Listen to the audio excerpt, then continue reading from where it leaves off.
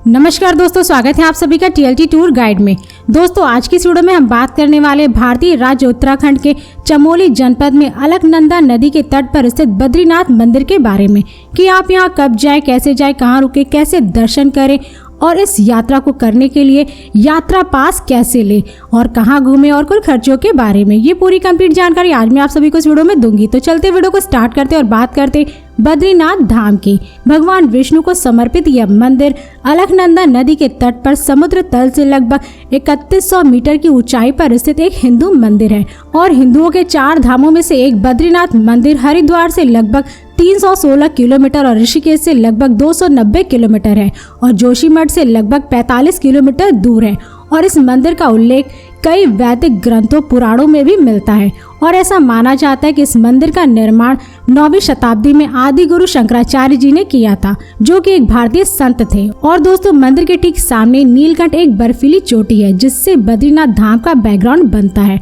दोस्तों अब बात करें कि आपको बद्रीनाथ जाने के लिए किन किन डॉक्यूमेंट की जरूरत पड़ेगी। वैसे तो अगर आप उत्तराखंड के चारों धामों की यात्रा करना चाहते तो आपको यात्रा ई पास जरूर बनवाना पड़ेगा, क्योंकि इस पास के बिना आपको इन चारों धामों की यात्रा करने की परमिशन नहीं मिलती और यह पास आप चाहे तो ऑनलाइन और ऑफलाइन दोनों प्रकार से बनवा सकते हैं।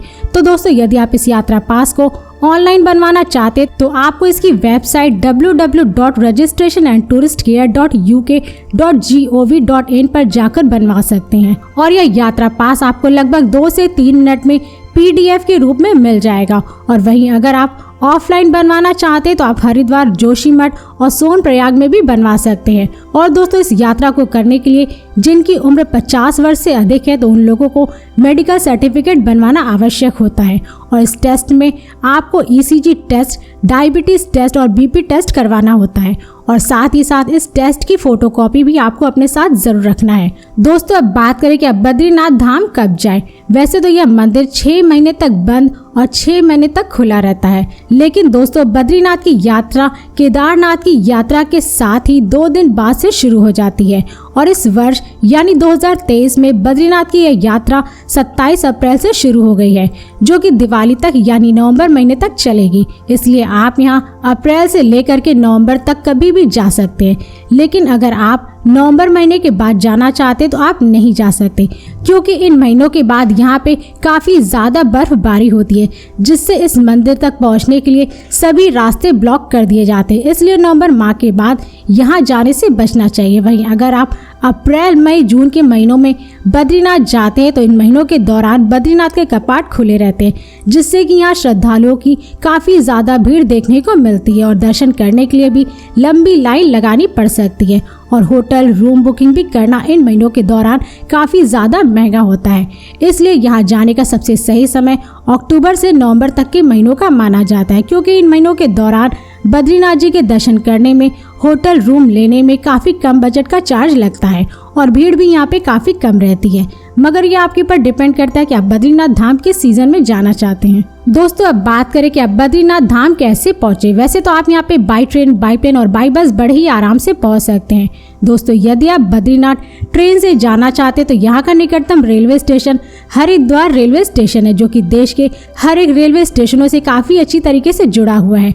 इसलिए आप देश के किसी भी हिस्से से हरिद्वार रेलवे स्टेशन पहुंच सकते हैं और अगर आपको इस रेलवे स्टेशन के लिए ट्रेन ना मिले तो आप दिल्ली पहुंच करके हरिद्वार रेलवे स्टेशन के लिए डायरेक्ट ट्रेन की सुविधा ले सकते हैं। और दोस्तों हरिद्वार रेलवे स्टेशन के ठीक सामने बस स्टैंड बना हुआ है, जहां पर आप बस पकड़ के बद्रीनाथ पहुंच सकते हैं। लेकिन दोस्तों हरिद्वार से बद्रीनाथ जाने के लिए डायरेक्ट केवल 1 या 2 ही बसें चलाई जाती हैं, जो कि सुबह 4:30 बजे से लेकर के सुबह 9:30 बजे तक ही चलती हैं और इस बस का प्राइस लगभग 800 रुपये पर पर्सन और वही प्राइवेट बस का चार्ज लगभग 800 से 1000 रुपये पर पर्सन होता है। और यदि आपको बद्रीनाथ के लिए डायरेक्ट बस ना मिले तो आप हरिद्वार से जोशीमठ तक के लिए भी बस की सुविधा ले सकते हैं, जिसकी दूरी हरिद्वार से लगभग 277 किलोमीटर है। और यदि आप प्लेन से जा रहे तो बद्रीनाथ धाम का नजदीकी एयरपोर्ट देहरादून में स्थित जॉली ग्रांट इंटरनेशनल एयरपोर्ट है, जो कि देश के अधिकतर छोटे एवं बड़े शहरों के एयरपोर्टों से काफी अच्छी तरीके से जुड़ा हुआ है। और इस एयरपोर्ट के बाहर से आप बस पकड़ के ऋषिकेश या हरिद्वार पहुंच जाएंगे। फिर यहाँ से टैक्सी या बस की सुविधा लेकर के बद्रीनाथ धाम आप पहुंच सकते हैं। और देहरादून एयरपोर्ट से हरिद्वार की दूरी लगभग 28 किलोमीटर है। और दोस्तों यदि आप बस से बद्रीनाथ धाम जाना चाहते तो आपको बद्रीनाथ धाम पहुंचने के लिए किसी भी शहर से हरिद्वार पहुंचना पड़ेगा, क्योंकि यहीं से आपको बद्रीनाथ के लिए डायरेक्ट बस की सुविधा मिलेगी। इसलिए आप अपने देश के किसी भी कोने से बस पकड़कर सबसे पहले हरिद्वार पहुंचे। दोस्तों अब बात करें कि आप बद्रीनाथ में कहां पे स्टे करें। वैसे तो यहाँ पर आपको बद्रीनाथ मंदिर के आसपास बहुत सारे होटल, धर्मशाला और डोमेट्री मिल जाएंगे, जिन्हें आप बुक करके स्टे कर सकते हैं। दोस्तों यदि आप यहाँ पे स्टे करने के लिए होटल लेते तो उसका चार्ज लगभग 2000 से 4000 रुपए तक होता है पीक सीजन के दौरान। वहीं अगर आप ऑफ सीजन में यहाँ पे होटल लेकर के स्टे करते तो उसका चार्ज लगभग 800 से 1500 रुपए तक होता है। और दोस्तों अगर आप यहाँ पे स्टे करने के लिए डोमेट्री लेते तो उसका चार्ज लगभग 300 से 500 रुपए और धर्मशाला का चार्ज लगभग 500 से 700 रुपए पर पर्सन होता है। इसके साथ ही आप चाहे तो स्टे करने के लिए GMVN का गेस्ट हाउस भी ले सकते हैं, जिसका चार्ज लगभग 1000 से 1200 रुपए होता है।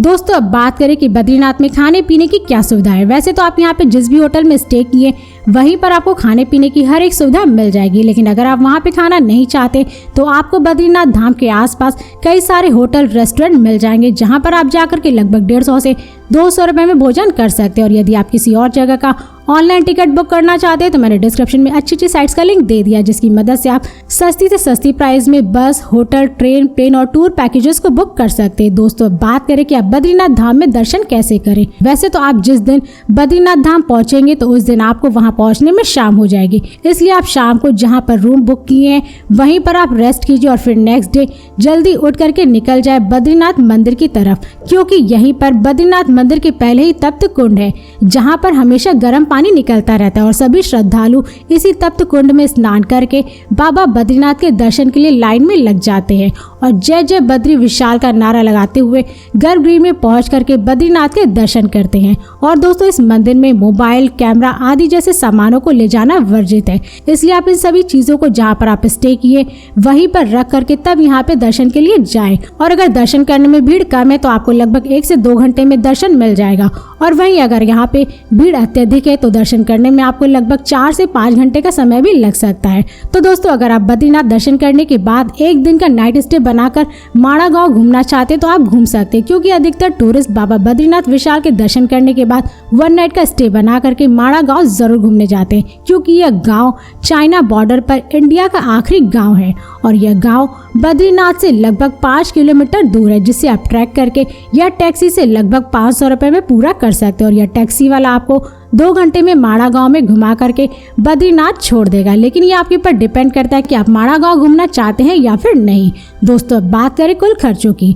वैसे तो बद्रीनाथ धाम की यात्रा को कंप्लीट करने में आपको कम से कम 2 डे 1 नाइट का ट्रिप जरूर बनाना चाहिए, क्योंकि आप इन 2 दिनों में बद्रीनाथ धाम को काफी अच्छी तरीके से कंप्लीट कर लेंगे। और वहीं अगर आप आसपास की जगहों पर घूमना चाहते तो यहाँ पे कम से कम 4 डे 3 नाइट का स्टे जरूर करें, और इसमें आपका कुल खर्चा 2 डे 1 नाइट का 3500 से 4500 रुपए तक हो सकता है। लेकिन ये सारे खर्चे आपके ऊपर ही डिपेंड करते हैं, क्योंकि आप बद्रीनाथ धाम में कहाँ कहाँ घूमेंगे, कितने दिन का ट्रिप प्लान करेंगे और क्या क्या खरीदेंगे, तो ये सारे खर्चे आपके ऊपर ही डिपेंड करते हैं। दोस्तों इस खर्च में मैंने आपके ट्रेन की टिकट, फ्लाइट की टिकट और बस की टिकट का चार्ज नहीं जोड़ा है, क्योंकि ये आपके ऊपर डिपेंड करता है कि आप बद्रीनाथ धाम किस राज्य और शहर से जा रहे हैं। दोस्तों इस वीडियो को अब यहीं पर समाप्त करते हैं, और यदि ये वीडियो आप सभी को पसंद आई तो इस वीडियो को लाइक करें और चैनल को सब्सक्राइब जरूर करें। इसके साथ ही बेल आइकन जरूर दबाएं, ताकि ऐसी मेरी नई नई वीडियोस आपके पास सबसे पहले पहुंचे। तो फिर मिलते हैं नेक्स्ट वीडियो में। धन्यवाद।